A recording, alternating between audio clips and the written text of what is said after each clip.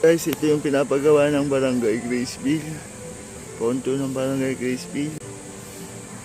Para sa room or classroom ng ALS. Pundo ng taong bayan. Para sa taong bayan.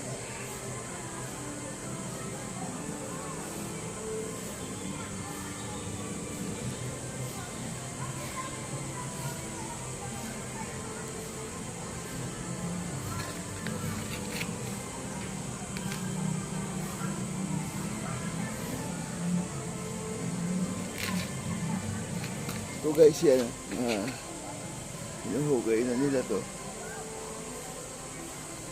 May nakabang na poste. Pagkaalam ko, second floor to guys eh.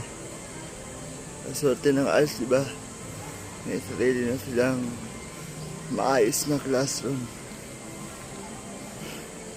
Kaya sa mga nag-aaral ng ALS or mag-aaral ng ALS, mag-aaral po kayo mabuti.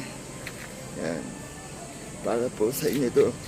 Sa pundo po ito ng Barangay Graceville sa pamanguna ni Cap Melencio Garcia in Council.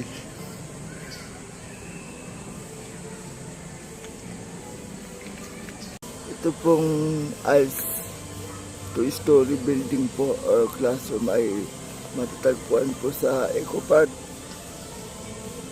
po ng Barangay Graceville.